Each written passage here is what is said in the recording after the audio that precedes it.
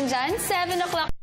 Samahan niyo kami sa loob ng isang oras na punong-puno ng balita at impormasyon. Siyempre, importante din pag-usapan natin ang mga napapanahong issues sa siguradong kapupulutan ninyo ng aral at kaligayahan. Pero bago yan, sabay-sabay muna namin kayong babatiin ng Good morning, boss! Good morning, Carla, Audrey. Friday na agad.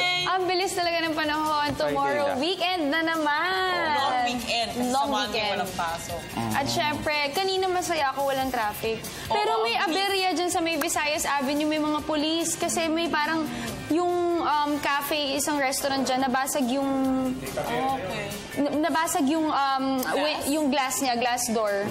So, yan ang alamin natin iniimbestigahan pa ng mga iniimbestigahan. police. Puro police ang dami dyan sa stretch ng Visayas Avenue. Pero mamayang gabi, asahan po ang mabigat na trapiko dahil baka yung ibang mga opisina ay magpasweldo dahil holiday ng Monday. Kasama ba tayo sa dyan? PTV4? Sa PTV rin ba? Alright.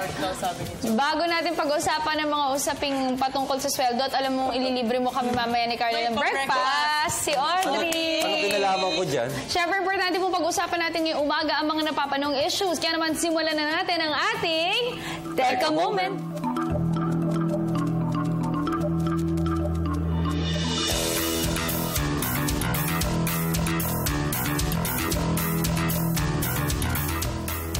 Para sa ating unang Teka Moment, kayo ba ay napeperwisyon na rin at naiinis sa matinding traffic everyday? Lahat naman. What do you think is the solution to decongest Metro Manila traffic? Dagdagan yung mga Siguro yung road widening. Road widening. Pero kaso it would take years. Iba naman ang atake ng Aquino administration. Sinabi nila na pwede daw ang odd-even scheme on vehicles to decongest traffic in Metro Manila. Sinabi po ni Pangulong Benigno S. Aquino III na bahagi ko na rin lang, malapit nang ipresenta sa akin ng iba't ibang plano para maibsan ang siksikan ng mga sasakyan.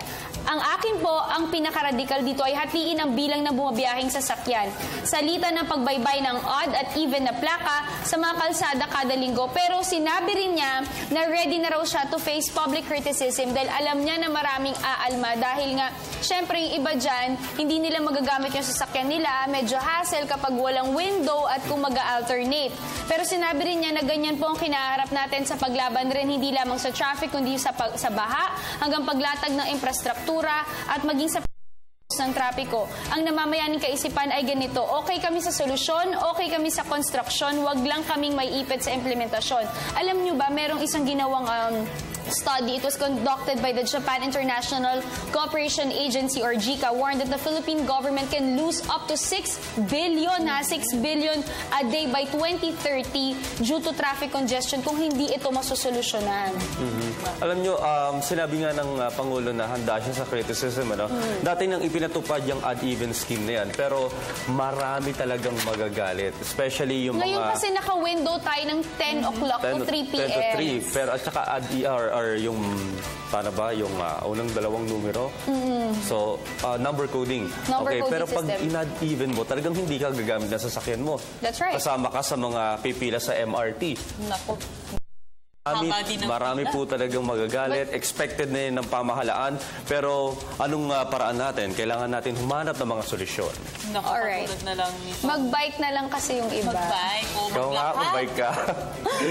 Kaya nyo mag-bike? Kayong dalawa? Takot kasi ako. Pero yun yung isa sa mga, diba, sa ibang bansa, isa sa solusyon nila. Depende sa weather yan. Marami kasing kotse talaga ang mga Pilipino. Nagkaroon ng dry run na, diba, sa EDSA, 2 lanes. May bike lane sila. Isang Sunday. Sa akin siguro bawasan yung bus. Pwede. Minsan daming bumabiyahe, wala naman laman. Tapos tumitigil sa gitna. Oo. Pati mga jeep. Tapos dagdagan yung mga traffic enforcers. Alright. Ayan. Siyempre, yan ang abangan natin kung ano mangyayari sa proposal ng kanilang, of course, Government Traffic Management Plan. Pero meron naman daw good news itong traffic. Sabi ng ating Pangulo nga na mabigat ang traffic, isang indikasyon lang daw to na gumaganda ang ating ekonomiya. Dahil according daw po sa DTI, last year, 22,400 cars and 100,000 motorcycles units were sold per month last year. Tapos ipagkakasya mo yun sa kalsada. Ang laki nun na. Ang napakarami. Kasi medyo really umuunlad nga yung number. ating ekonomiya. May pambili na ngayon ang mga kababayan natin. So lahat na may sasakyan. Lahat Pero na may motor. Ito meron din. Sabi nga din ng ating Pangulo na talaga namang ang problema talaga is napakabigat talaga ng traffic. Araw-araw sa EDSA, no, kahit umaga, hapon o gabi, napakabigat ng traffic. Wala na talagang pinipiling oras. At sabi ng ating Pangulo, isa daw talaga sa mga solusyon dito ay dagdagan yung infrastructure. Pero sabi niya talaga, it will take years to complete ito nga mga infrastructure Ang project. solusyon lang dyan, gumising ng maaga. Actually, before nga daw, dapat 1 hour ahead ka aalis ng bahay nyo. Ngayon daw, dapat 2 hours ahead. Or more. Oo. Kasi nga traffic, lalo na sa EDSA, lahat dyan dumadaan. And take alternate routes kung meron, di ba? Okay, alam mo ba yung application na Waze? Yes. Nagbibigay siya ng mga alternative routes na, alam mo yun, parang akala mo kung saan-saan kanya na dinadala. Pero shortcut, nakakasave siya ng time. And ayun nga, mas mabilis ang iyong travel time. Alright, Okay, tayo po yung ngayong umaga. magtulungan. Magtulungan para maibsan ang trapiko. Okay, bukod dito, pag-uusapan din mamaya ang buhay ng mga OFWs. Mamaya may mga makikilala tayong bisita natin. Kikwento na nila yung kanilang pakikipagsapalaran sa ibang bansa. Yun na rin ang 26th Philippine Travel Mart. At syempre, 75 anibersaryo ng Bureau of Immigration. Mapapanood din natin ang ASEAN TV I Love My on the go at makakasama natin si Direk Carby Salvador sa Friday. At syempre, maaari nyo rin kami mapanood by live streaming ptv.ph. Maaari nyo ilike aming Facebook page, facebook.com/gmorningboss.